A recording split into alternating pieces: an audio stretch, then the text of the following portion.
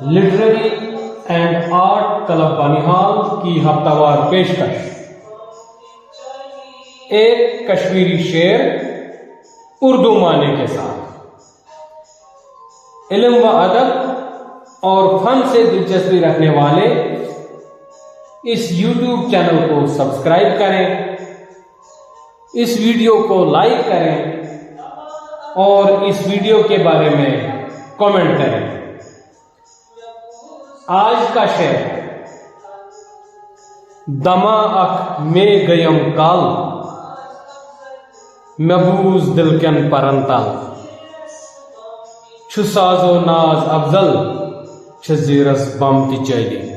कलाम शमस फकीर।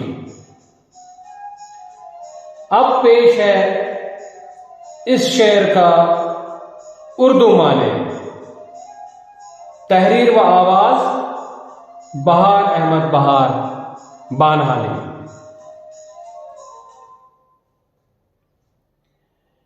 दमा अख में गयम काल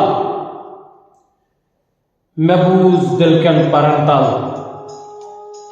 छु साजो नाज अफजल छु जीरस बम तिचैली।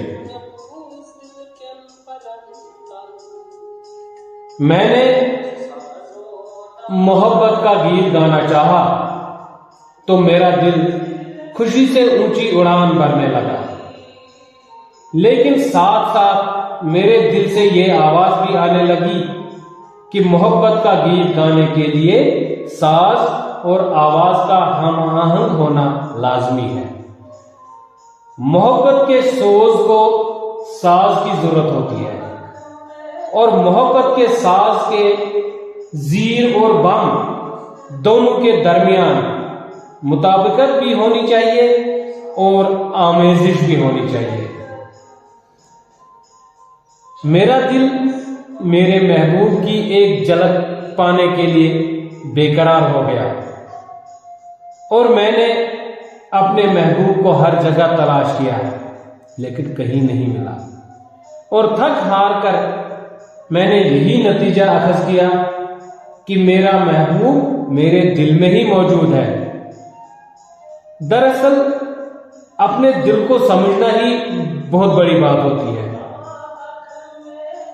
जब दिल समझ आता है, यानी जब आदमी अपने दिल की ख्वाहिशात को अपने काबू में रखता है, तो उसका महबूब खुद ही आकर उसके दिल में बस जाता है।